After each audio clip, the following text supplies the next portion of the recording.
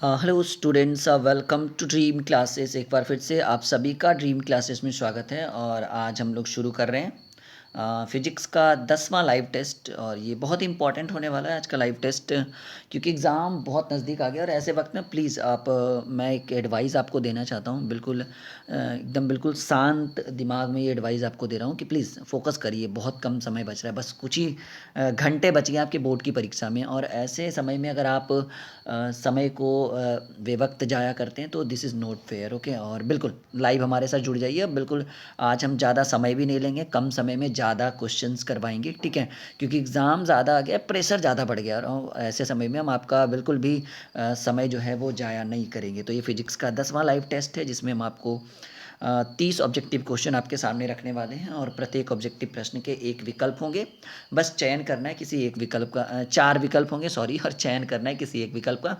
और target with Rahul sir मेरा YouTube channel है ड्रीम क्लासेस पे, ठीक है, जिस पे आप bank, SSC, railway, competitive exam, medical line, defence line, इस तरह की तैयारी कर सकते हैं। वीडियो के डिस्क्रिप्शन में हम लिंक डाल देंगे, नहीं तो डायरेक्टली यूट्यूब में सर्च करिए टारगेट विथ राहुल सर, ठीक है। मेरा नाम है राहुल सर, सबको पता है। Target with Rahul sir search करिए, यूट्यूब पे चैनल सब्सक्राइब करिए, ठीक है। और जैसे ही 12th का पेपर खत्म होगा, वहाँ पे SSC, bank, railway, competitive exam, medical, defence line की क्लासेस शुरू हो जाएगी। चलिए शुरू करते हैं आज का लाइव टेस्ट। और पहला सवाल, समय हम बिल्कुल कम लेना चाहेंगे स्टूडेंट्स का, ठीक है, क्योंकि वे वक्त जाया करना उनका मुझे भी अच्छा नहीं लगता। पहला सवाल जैसा कि आपके फ़ोन के स्क्रीन पर दिख रहा है कि डायनेमो की क्रिया निम्नलिखित में से किस सिद्धांत पर आधारित है? विद्युत धारा के ऊष्मीय प्रभाव पर, विद्युत धारा के विद्युत चुंबकीय प्रेरण पर, विद्युत धारा का रासायनिक प्रभाव, नन ऑफ दिस। और बिल्कुल इस लाइव टेस्ट में अंतिम तक जुड़िए, क्योंकि हम बहुत कम समय लेंगे आपके लाइव टेस्ट में, ठीक है। जैसा कि पहले होता था उससे थोड़ा कम समय लेंगे। इससे क्या होगा, समय भी बचेगा और कम समय में आप ज़्यादा रिविजन कर पाओगे। जल्दी से बताइएगा पहला सवाल कि डायनेमो की क्रिया निम्नलिखित में से किस सिद्धांत पर आधारित है? 4 विकल्प ए बी सी डी, चयन करना है कौन सा विकल्प आपके लिए ज़्यादा इंपॉर्टेंट है कि डायनेमो की क्रिया निम्नलिखित में से किस सिद्धांत पर आधारित है? विद्युत धारा का ऊष्मीय, विद्युत धारा का विद्युत चुंबकीय प्रेरण, विद्युत धारा का रासायनिक प्रभाव, या नन ऑफ दी। तो पहला जो क्वेश्चन है इसका जो करेक्ट आंसर होगा, मैं देख पा रहा हूँ धीरे धीरे भीड़ जमा हो रहा है और धीरे धीरे बच्चे हमारे साथ जो हैं वो जुड़ रहे हैं, ठीक है। तो काफ़ी अच्छा लग रहा है इस तरह के माहौल में कि बच्चे हमारे साथ धीरे धीरे धीरे धीरे भीड़ को जो है वो इकट्ठा कर रहे हैं। और काफ़ी दिनों से टेस्ट वगैरह बिल्कुल बंद करवाया था मैंने, बहुत जो है इधर उधर काम वगैरह बहुत पड़ गया। तो चलिए इसका जो करेक्ट आंसर है, डायनेमो की क्रियाविधि किस सिद्धांत पर आधारित है, तो इसका जो करेक्ट आंसर होगा ये होगा पहला का बी, विद्युत चुंबकीय प्रेरण पर। ये सबको पता है कि डायनेमो की क्रियाविधि जो है वो विद्युत चुंबकीय प्रेरण पर आधारित है, ठीक है। तो अगला सवाल जो हम आपके स्क्रीन पे रखने वाले हैं, 1/2 इप्सिलॉन नोट ई का बीमीय सूत्र, इप्सिलॉन नोट ई स्क्वायर के बीमीय सूत्र के समतुल्य बीमा की राशि क्या है? 1/2 इप्सिलॉन नोट ई स्क्वायर के बीमीय सूत्र के समतुल्य बीमा की राशि क्या होगा? ये बहुत अच्छा सवाल है आपके, जल्दी से बताइएगा करेक्ट आंसर क्या होगा। 1/2 इप्सिलॉन नोट ई स्क्वायर के विमीय सूत्र के समतुल्य बीमा की राशि। क्वेश्चन नंबर दूसरा, 4 विकल्प आपके फ़ोन के स्क्रीन पे रखा हुआ है। और ये बहुत अच्छा सवाल है, ठीक है, और बहुत ही मज़ेदार लाइव टेस्ट होने वाला है, क्योंकि आज हम बिल्कुल कम समय में बहुत कुछ कवर करने की कोशिश करेंगे। और हाँ, 2 फाइनल लाइव टेस्ट होगा जी, 2 फाइनल लाइव टेस्ट फिजिक्स का, 2 फाइनल लाइव टेस्ट केमिस्ट्री का, 2 फाइनल लाइव टेस्ट बायोलॉजी का, ठीक है, और 2 फाइनल लाइव टेस्ट मैथ का। मतलब हर एक का 2-2 फाइनल लाइव टेस्ट होगा। वो आपके एग्ज़ाम के 1-2 दिन पहले होगा। जब भी आपका एग्ज़ाम रहेगा उसके एक दिन पहले 2 फाइनल लाइव टेस्ट होगा। अगर आपने उसे मिस कर दिया तो बहुत पछताओगे, ठीक है। और वो लाइव टेस्ट एकदम बिल्कुल नए सिलेबस के आधार पर, जैसे बिहार बोर्ड में 42 ऑब्जेक्टिव क्वेश्चन पूछे जाएंगे, तो उसी के आधार पर हम लाइव टेस्ट लेने वाले हैं। उसका डेट मैं जल्द ही कल अनाउंसमेंट कर दूंगा कि वो फाइनल लाइव टेस्ट कब होगा। फिलहाल इसका 1/2 इप्सिलॉन नोट ई स्क्वायर के बीमीय सूत्र के समतुल्य बीमा की राशि, दूसरा नंबर क्वेश्चन करेक्ट आंसर होगा A, B square by 2 mu naught. और बच्चे इसका आंसर दे रहे हैं, मैं देख रहा हूँ बच्चे इसका आंसर सही सही आंसर दे रहे थे।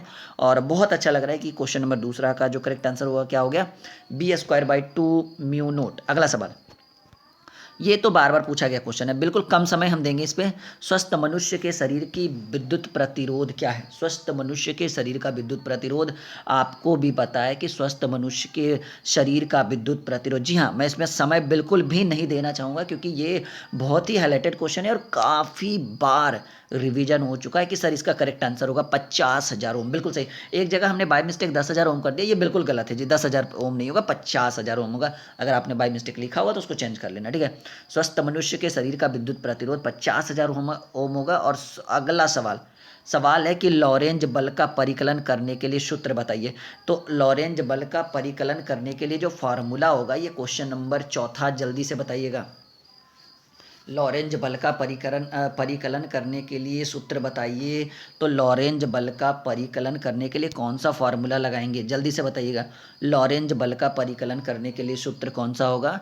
तो चौथा नंबर क्वेश्चन, करेक्ट आंसर, हाँ बिल्कुल सही आंसर। सभी बच्चे इसका सही आंसर दे रहे हैं कि सर इसका तो बी आंसर होगा। एफ वेक्टर बराबर Q into E vector plus B V vector into B vector, ठीक है। F vector is equal to Q into E vector plus V vector into B vector, ठीक है। Question number चौथा B हमारा correct answer होगा। Facts, ये भी question पूछा गया बार बार, देखो क्वेश्चन रिपीट हो रहा है। 10 लाइव टेस्ट हो चुका है जी, 15-20 लाइव टेस्ट हमने उधर फिजिक्स का लिया, 10 इधर 25-30 लाइव टेस्ट हो गया। तो बिल्कुल बच्चे जो है एक ही चीज़ बार बार रिवीजन कर रहे हैं। तो अब जल्दी से बताइएगा फैक्ट्स का अर्थ क्या होगा, जल्दी से। बिल्कुल मैं इस पे समय बिल्कुल भी नहीं दूंगा और देना भी नहीं चाहूँगा क्योंकि एग्ज़ाम काफ़ी नज़दीक है और पढ़ना बहुत कुछ है। जल्दी से बताइएगा फैक्ट्स का अर्थ क्या होगा। बिल्कुल 5 का जो करेक्ट आंसर होगा, जल्दी बताइए क्या आंसर होगा, बिल्कुल जल्दी जल्दी बताइएगा।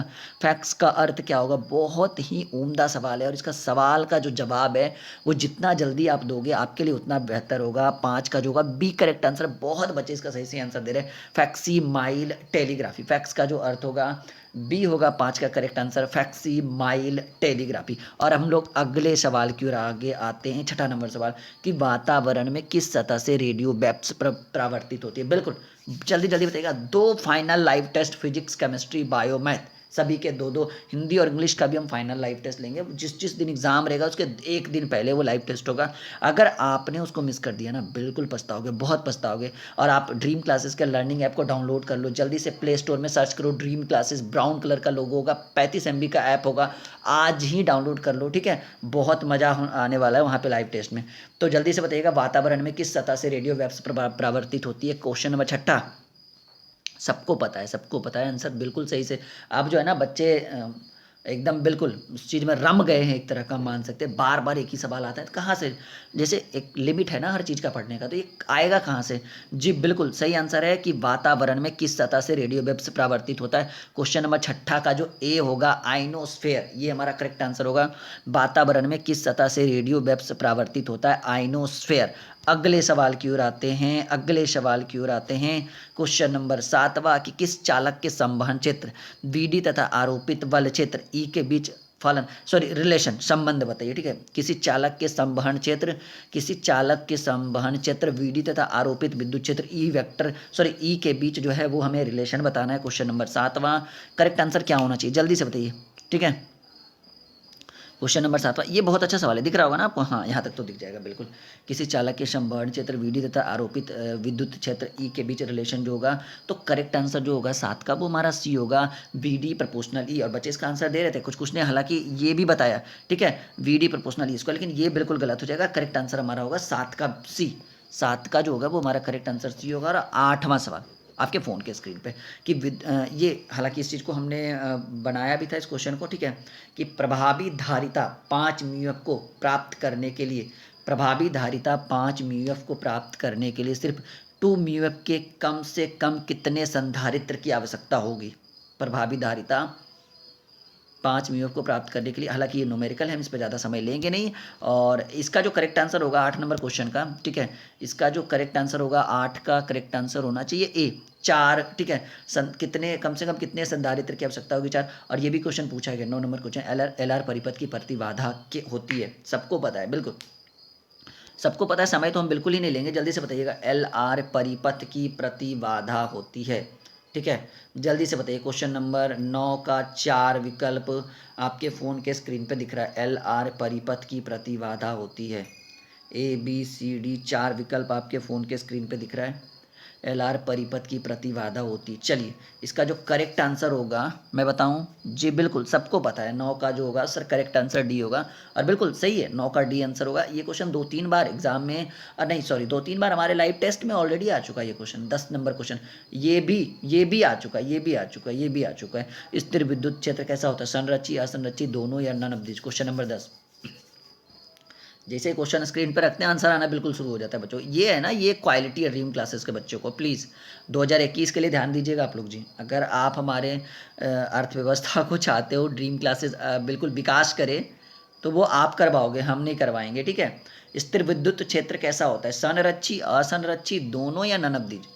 क्वेश्चन नंबर 10वां, स्थिर विद्युत क्षेत्र होता है संरक्षी असंरक्षी। अपने दोस्तों से भी प्ले स्टोर पर कहिए, उनको जाकर ऐप डाउनलोड कर लेंगे ड्रीम क्लासेस का। कोई फीस नहीं लगता है ऐप डाउनलोड करने में, बस उसको पढ़िए डाउनलोड करके, ठीक है। स्थिर विद्युत क्षेत्र होता है, चलिए क्वेश्चन नंबर 10वां जो करेक्ट आंसर होगा ए होगा जी, संरक्षी होता है। स्थिर विद्युत क्षेत्र जो होता है वो संरक्षी होता है, ठीक है, बिल्कुल। चलिए अगला सवाल आपके फ़ोन के स्क्रीन पे हम अगला सवाल रखते हैं। अगला जो सवाल है कि यदि गोले पर आवेश 10 म्यू सी हो तो उसकी सतह पर विद्युतीय फ्लक्स क्या हो। ये भी क्वेश्चन बार बार पूछा गया है, ये भी एग्जाम में पूछा गया सवाल है कि यदि गोले पर जो चार्ज होगा, वो आवेश जो होगा वो 10 म्यू सी होगा, तो उसकी सतह सरफेस पर जो होगा विद्युतीय फ्लक्स का वैल्यू क्या होगा। यदि गोले पर आवेश 10 म्यू सी हो तो उसकी सतह पर विद्युतीय फ्लक्स होता है। तो क्वेश्चन नंबर 11 जो करेक्ट आंसर होगा, जो करेक्ट आंसर होगा जल्दी से बताइएगा। यदि गोले पर आवेश 10 म्यू सी हो तो उसकी सतह पर विद्युतीय फ्लक्स का जो वैल्यू होगा वो करेक्ट आंसर होगा B, 36 pi into 10⁴ newton metre square per coulomb. जी हाँ student, 36 pi into 10⁴ newton metre square per coulomb. और अगला सवाल आपके फ़ोन के स्क्रीन पर ये हमने रख दिया, NPN ट्रांजिस्टर की क्रिया में उत्सर्जक धारा IE तथा आधार धारा IB तथा संग्राहक IC में रिलेशन बताइए क्या होगा। क्वेश्चन नंबर 12, ये VVI करिएगा, इसको VVI करिएगा। देखिए मैं जो VVI करवा दूँ ना, बिल्कुल उसको अगर इग्नोर कर रहे हैं तो सबसे बड़ी गलती आप कर रहे हो अपने जीवन में, ठीक है। NPN ट्रांजिस्टर की क्रिया में उत्सर्जक धारा IE, आधार धारा IB तथा संग्राहक धारा IC में रिलेशन बताना, क्या संबंध होगा। तो जो करेक्ट आंसर होगा 12 का मैं बताऊं, बिल्कुल सी आंसर होगा। I is equal to IC plus IB। Note करिएगा, नोट करते चलिए, भीड़ धीरे धीरे बढ़ रहा है, लेकिन वो भीड़ नहीं है जो पहले था। अब ये पूजा वगैरह हुआ है ना, इस कारण से भीड़ इधर उधर हो गया, लेकिन याद रखो कि पूजा इधर उधर हो गया, एग्जाम इधर उधर नहीं होगा, ठीक है। ठीक से पढ़ोगे फिर गड़बड़ है, ठीक से अगर नहीं पढ़ोगे तो। 13वां नंबर क्वेश्चन, ये भी क्वेश्चन बार बार पूछा गया है। द्विआधारी अंक 1010 का दशमलव पद्धति में मान क्या होगा, सबको पता है, बिल्कुल टिक मार के आगे चले। ये क्वेश्चन बार बार पूछा गया, सबको पता है, 21 बी हमारा करेक्ट आंसर होगा। 14 नंबर सबको पता है, जो नॉर्मल क्वेश्चन है उस पर क्यों हम टाइम वेस्ट करें। I think you are right, नहीं आई थिंक मैं भी बिल्कुल सही हूँ कि जो सवाल बार बार पूछा जा चुका है ऑलरेडी एग्जाम में, और बार बार हम टेस्ट में उसको देख रहे हैं, उस पर हम समय क्यों बर्बाद करें। जल्दी से बताइए ना, तो नहीं बर्बाद करिएगा। तो 14 नंबर तो रख दिए स्क्रीन पे। करे चित्र में दिखाया गया तर्क द्वारा निम्न में से कौन सा लॉजिक गेट है, OR NOR NND AND, 4 विकल्प। क्वेश्चन नंबर 14, तो चलिए स्क्रीन पे हम टिक लगा ही देते हैं डायरेक्टली। चित्र में दिखाया गया तर्क द्वारा निम्न में से कौन सा लॉजिक गेट है। तो जो 14 नंबर क्वेश्चन का जो करेक्ट आंसर होगा स्टूडेंट, वो होना चाहिए लॉजिक गेट, हाँ NAND एक लॉजिक गेट है, ठीक है। और 15वें नंबर क्वेश्चन की हाइड्रोजन स्पेक्ट्रम की कौन सी श्रेणी दृश्य भाग में पड़ती है, सबको पता है, ठीक है। हाइड्रोजन स्पेक्ट्रम की कौन सी श्रेणी दृश्य भाग में पड़ती है, बताइए, समय वेस्ट मत करिए, ठीक है। बिल्कुल कम समय है, और थोड़ा क्राउड इधर लाउड जो है वो ज़्यादा है साउंड वगैरह का, तो उसको थोड़ा सा इग्नोर करके चलिएगा, ठीक है। फेस्टिवल का टाइम है, सबको पता है, इसके लिए पहले से आई एम सो सॉरी। आपको ही पता है कि अभी फेस्टिवल का टाइम चल रहा है, तो आवाज़ वगैरह तो होगा ही, साउंड वगैरह का नहीं, तो वो मेरे तरफ से थोड़ा थोड़ा होगा, तो उसको इग्नोर करके चलिएगा। जल्दी से बताइएगा, हाइड्रोजन स्पेक्ट्रम की कौन सी श्रेणी दृश्य भाग में पड़ती है। और जो करेक्ट आंसर है बच्चे जो सही सही बोल रहे हैं, बिल्कुल 15 का भी बामर श्रेणी, ठीक है। हाइड्रोजन स्पेक्ट्रम की कौन सी श्रेणी दृश्य भाग में पड़ती है, बामर श्रेणी। और अगला रख दूं मैं आगे, लीजिए बिल्कुल, प्लांक कांस्टेंट, प्लांक स्थिरांक की बीमा बताइए, डायमेंशन इसका बताना है क्या होगा। जल्दी लेट बिल्कुल नहीं करना है, बता ही देना है कि क्या आंसर होगा। प्लांक स्थिरांक की बीमा क्या है जी? 4 विकल्प फोन के स्क्रीन पे आपको दिख रहा होगा, बस चयन करिए कि कौन सा आंसर हमारा सही है, आपका विकल्प कौन सा विकल्प आपका सही है, तब तक हम आगे बढ़ते हैं। जल्दी से बताइए, 16 नंबर का बताऊँ मैं आंसर? कहिए तो हम आंसर बताते हैं और सीधे आगे बढ़ते हैं, बिल्कुल ठीक है। चलिए, जो 16 नंबर क्वेश्चन होगा इसका करेक्ट आंसर होगा, 15 का तो बी हुआ था ना, 16 का ये होगा ml square T inverse Planck constant, sorry Planck स्थिरांक की, ठीक है, बीमा जो है वो ml स्क्वायर टी इनवर्स, और रख दिया हमने 17 नंबर आपके स्क्रीन पे। NAND गेट के लिए बोलिए मैंने, ये तो इतना बार आ चुका है, बार बार एक ही क्वेश्चन आ रहा है, नहीं कोई बात नहीं, बता दीजिए, थोड़ा सा फॉर्मेलिटी है उसको निभा दीजिए ताकि हम आगे बढ़ते हैं, ठीक है। बढ़े आगे। AND गेट के लिए सबको पता होगा, हम नहीं चाहते कि हम इस पर ज़्यादा समय दें। जी बिल्कुल, जो आप सोच रहे हो वो बिल्कुल सही आंसर है। AND गेट के लिए भूलिए व्यंजक, क्वेश्चन नंबर 17 करेक्ट आंसर जो होगा वो सी होगा, A.B=बाई। और देखिए मैं बार बार कर रहा हूँ, प्लीज़ प्ले स्टोर से हमारा ऐप डाउनलोड कर लीजिए और यूट्यूब में सर्च कर लीजिए टारगेट विथ राहुल सर। अगर आप कॉम्पिटिटिव एग्जाम की तैयारी करना चाहते हैं 12 के बाद, banking, SSC, railway, medical line, defence line, ठीक है, तो हमारा सबसे बढ़िया यूट्यूब चैनल, जहाँ पे लगभग में 22 से 23 हज़ार बच्चे, ये नया चैनल है इस कारण से बच्चे कम हैं, वो धीरे धीरे तुरंत बढ़ जाएगा, ठीक है। 22 से 23 हज़ार बच्चे हैं जो कॉम्पिटिटिव एग्जाम की तैयारी हमारे साथ कर रहे हैं फिलहाल, टारगेट विथ राहुल सर। चलिए अगला सवाल, तो ये हो गया 17 का, हो गया ना आंसर, 17 का क्या आंसर हो गया? हाँ 17 का सी, A.B=बाई। और 18 नंबर क्वेश्चन, जो युक्ति मॉडुलन तथा विमॉडुलन दोनों का कार्य करती है वह क्या कहलाएगी?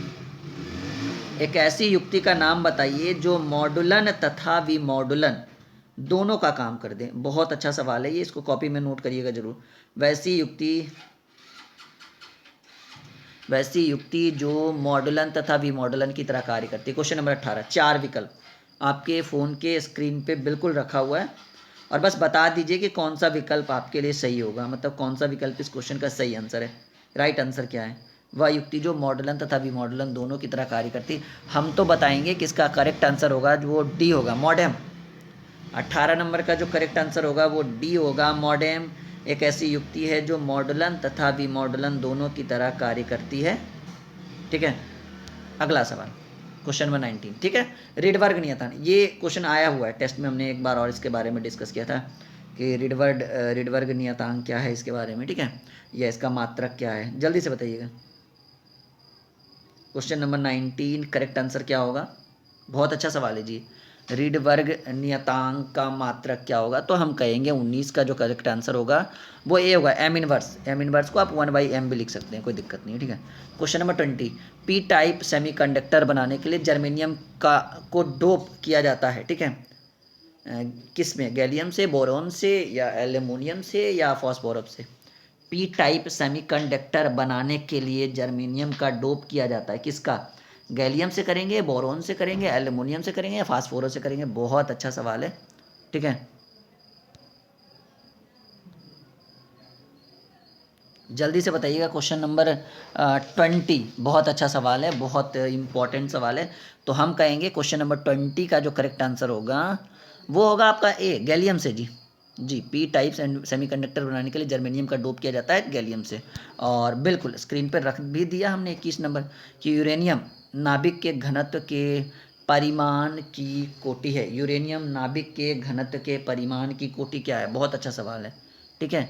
यूरेनियम नाभिक के परिमाण की, नाभिक के घनत्व के परिमाण की कोटि क्या है? बहुत अच्छा सवाल है, ये इंपॉर्टेंट है, इसको नोट जरूर करिएगा, ठीक है। जल्दी से बताइएगा। क्वेश्चन नंबर 21 स्क्रीन पे रखा हुआ है, तो मैं आंसर बताऊं? मैं देख पा रहा हूँ बच्चे इसका बिल्कुल आंसर दे रहे हैं, मिला जुला कर ठीक ठाक है जो भी है। तो क्या आंसर होगा जल्दी से बताइएगा। चलिए 21 नंबर क्वेश्चन का जो करेक्ट आंसर होगा वो हमारा बी होगा, 10⁻17 किलोग्राम पर मीटर क्यूब। नाभिक की त्रिज्या की कोटि बताइए कितना होगा? क्वेश्चन नंबर 22 21 का हो गया ना, 21 का बी, हाँ 22 का बताइएगा क्या आंसर होगा, ठीक है।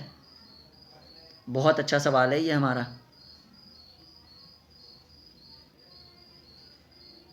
क्वेश्चन नंबर 22 करेक्ट आंसर क्या होगा? इसको बहुत अच्छा सवाल है, इसको बीबीआई करिएगा, इसको बीबीआई करिएगा, ठीक है। हाँ मैं देख पा रहा हूँ आंसर दे रहे बच्चे, पर इसको वीवीआई करिएगा प्लीज़, जल्दी से इसको वीवीआई करिएगा, ठीक है।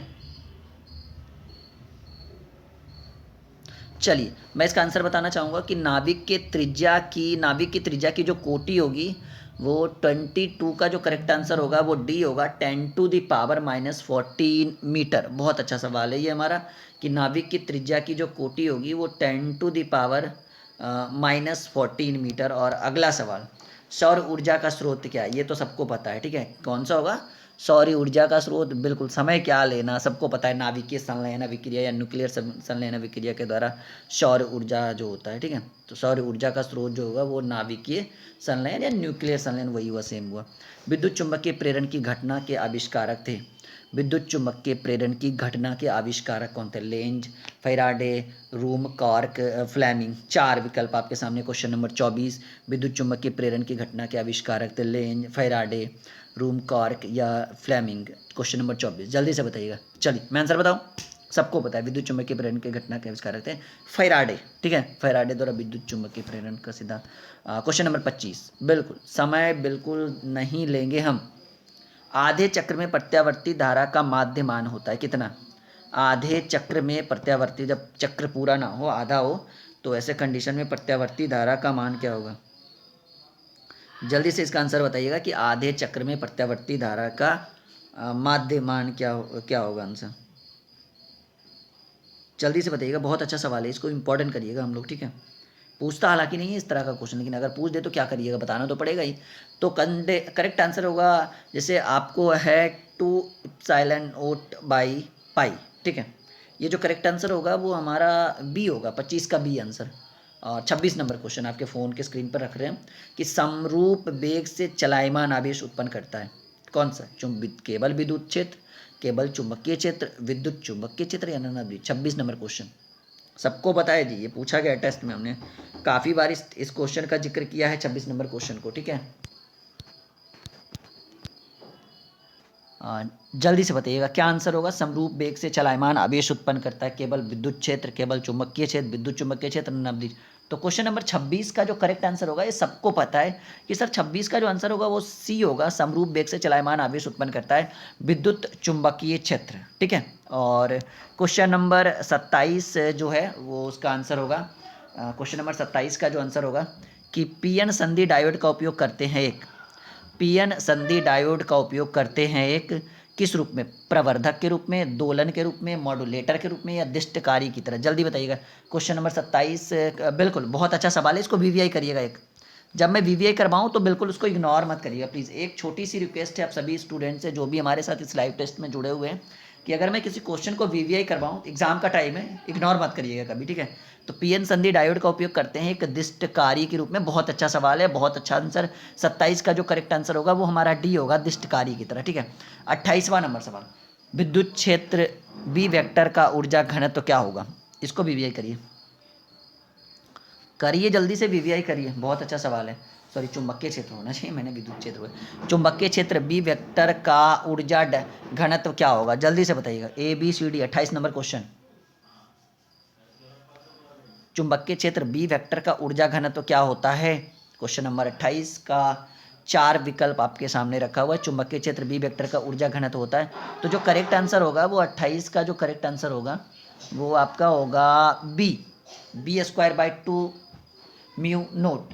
क्वेश्चन नंबर 28 का बी हमारा करेक्ट आंसर होगा। अब बस 2 सवाल और बच गए हैं, ठीक है। उसके बाद प्लीज़ हमारे एक चैनल जो हमारा टारगेट विद राहुल सर है उसको सब्सक्राइब करके ही जाइएगा, इस लाइव टेस्ट को बंद करिएगा। किरचॉफ का द्वितीय नियम किसके संरक्षण के सिद्धांत पर आधारित है, तो आपको भी पता है कि किरचॉफ सेकेंड लॉ जो है वो किसके संरक्षण सिद्धांत पर आधारित है जी, बिल्कुल, एनर्जी, ऊर्जा के। किरचॉफ का द्वितीय नियम किसके संरक्षण के सिद्धांत पर आधारित है, तो ये जो हमारा 29 का जो करेक्ट आंसर होगा वो सी होगा, ऊर्जा। और ये आखिरी सवाल, आज के इस लाइव टेस्ट का जो आखिरी सवाल है, सबको पता है कि 1 फैराडे की वैल्यू क्या होता है, 1 फैराडे का बराबर होता है कितना, जी बिल्कुल 96,500 गुलाम। ये ड्रीम क्लासेस, आपको किसी तरह की परेशानी हो, आपके भाई बहन या कोई भी अगर 2021 में, ठीक है, क्लास करना चाहते हैं हमारे ड्रीम क्लासेस के थ्रू, तो बिल्कुल कोर्स स्टार्ट हो गया है 6200733858। इस कोर्स को अगर आप ज्वाइन करते हो, जो भी इसकी फीस है, अगर आप किसी मित्र को ज्वाइन करवाते हैं तो पर स्टूडेंट आपको 100 रुपीज़ हमारी टीम के थ्रू दिया जाएगा। गूगल पे, फ़ोनपे, पेटीएम जैसे भी कहिएगा, 100 रुपीज़ अगर आप एक स्टूडेंट को यहाँ ज्वाइन करवाते हैं तो पर स्टूडेंट आपको 99 रुपीज़ 100 रुपीज़ आपको हमारे चैनल के थ्रू दिया जाएगा। बाय बाय स्टूडेंट्स, मिलते हैं अगले लाइव टेस्ट में।